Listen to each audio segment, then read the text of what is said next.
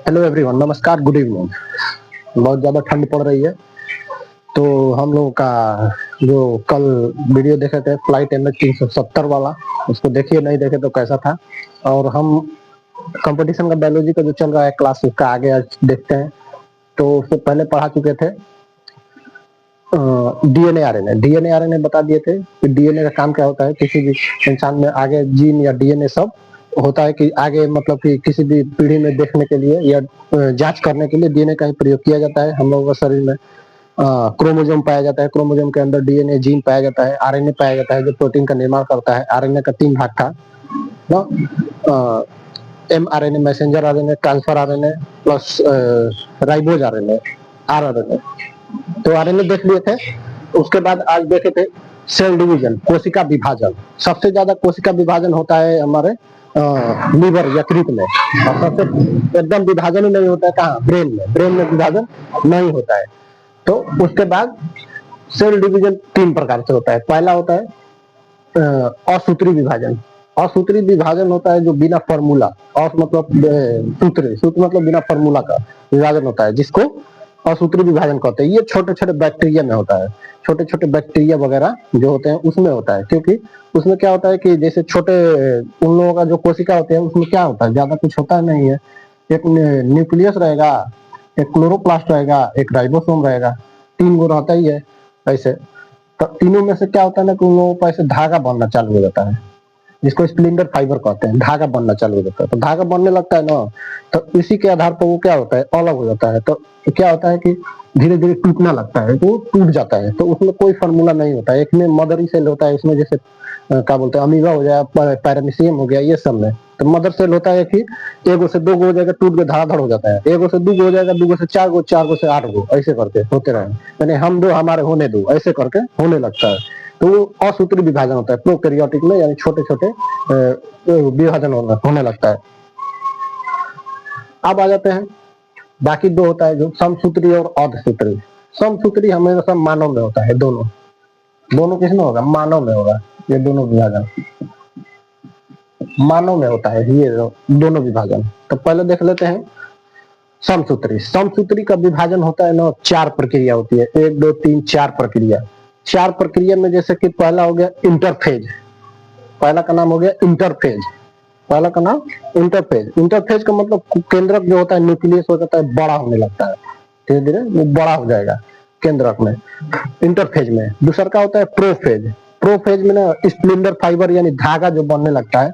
जैसे ये कोशिका हो गई, ये हमारी कोशिका हो गई, mitochondria, nucleus, Golgi body, centrosome, lysosome, ये सब हो गया इसमें कोशिका में। तो ये क्या होता है, स्प्लिंडर फाइबर यानी कि दूसरा का में प्रोफेज में धागा बनना चालू हो जाता है। ऐसे ऐसे करके धागा बनता है।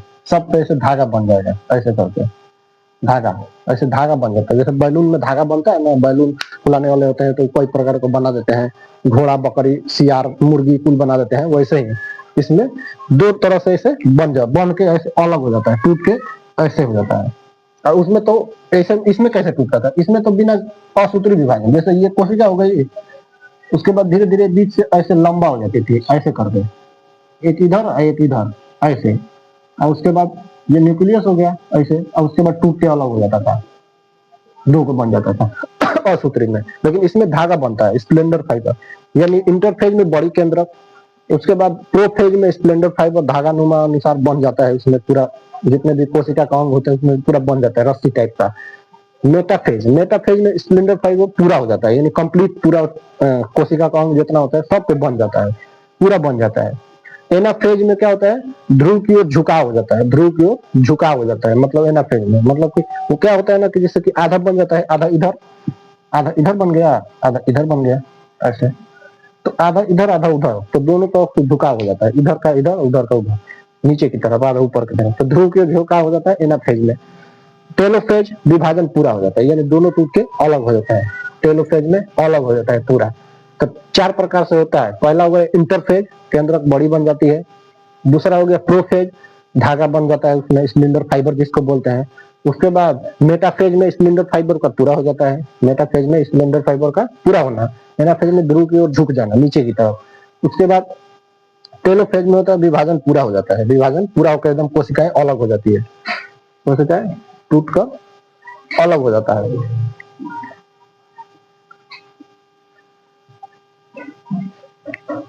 अब इसको देखते हैं, अर्धसूत्री, अर्धसूत्री, अर्धसूत्री विभाजन इसमें देख लेते हैं। इसमें तो 3 2 5 प्रकार से बन गया, 2 2 4 1 5 प्रकार से बन गया।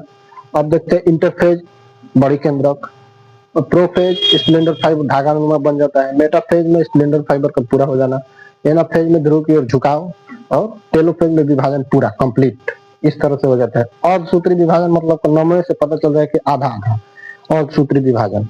अर्धसूत्री मतलब विभाजन, नाम से पता चल रहा है कि अर्धसूत्री विभाजन का मतलब क्या होता है।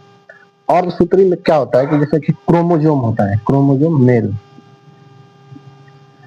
46 क्रोमोजोम, और फीमेल में भी 46 क्रोमोजोम, फीमेल में भी 46 क्रोमोजोम, दोनों में 46 क्रोमोजोम, ठीक, दोनों में 46 क्रोमोजोम। तो यहाँ पे क्या होता है कि 46, अगर 46 आएगा मेल से और 46 फीमेल से, तो 46 गुना के 92 क्रोमोजोम हो जाएगा। तब कैसा होगा, लड़का तो डायनासोर हो जाएगा, उड़ने लगेगा, आग फेंकने, हाँ करते आग फेंकेगा, तो 92 हो जाएगा। तो ये वाला नहीं, ऐसा नहीं होता है। इसमें कहा होता है कि अर्धसूत्री विभाजन होता है इसमें ना, अर्धसूत्री विभाजन यहीं पे ना चाहिए। अभी ये तो अर्धसूत्री विभाजन होता है यहाँ पे, देखते हैं कैसे। मेल में क्रोमोजोम जो 46 होता है, ये 46 हो गया, इधर भी 46 हो गया। 46 का ना जो भाग होता है इसमें 2 होता है, एक होता है ऑटोसोम, ऑटोसोम, ऑटोसोम, ऑटोसोम होता है ना, समझ लो कितना हो जाएगा, 44 ठो ऑटोसोम। और दूसरे का नाम होता है ओलोसोम, ओलो, ओलोसोम, ओलोसोम, ये होता है ना 2 ठो,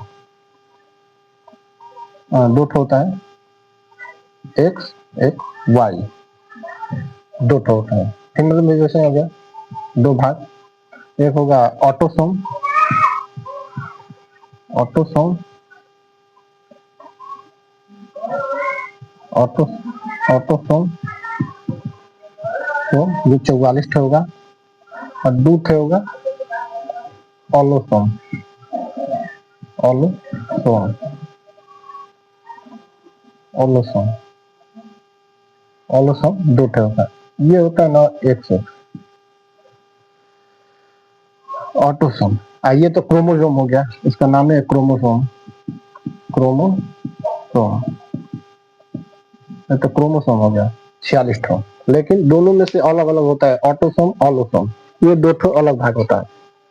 ये क्या होता है कि अब इसमें से 44 ठो है, इसमें भी 44 ठो है, तो 44 का मतलब ये दोनों क्या करता है ना, शरीर का निर्माण करता है, पूरे पूरा बॉडी में देखेंगे कि मेल और फीमेल का 2 कान है, तो 2 आंख कान सबका सेम होता है, मेल और फीमेल दोनों में।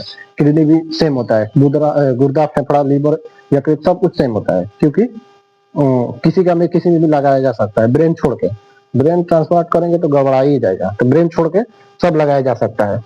तो अब देखिए ऑटोसोम ओलोसोम, तो अब ये 44 ठो में से पूरा आना चाहिए, यहाँ पे बच्चा में पूरा आएगा तो गड़बड़ा जाएगा, तो क्या हो गया, इसमें से आता है 22 ठो शरीर के लिए ना, इधर से भी आ गया क्या चीज 22 ठो, 22 ठो, ये तो हो गया 44 ठो हो गया ना, प्लस 22 ठो आके 44 ठो हो गया। अब इसमें से क्या होता है कि इधर से तो एगो आ गया, एक्स आ गया, इधर से तो एक्स आएगा, इधर से अगर एक्स आ गया या वाई आ गया, इधर से क्या आ गया, वाई आ गया, तो ये भी दो ठो हो गया मिलके।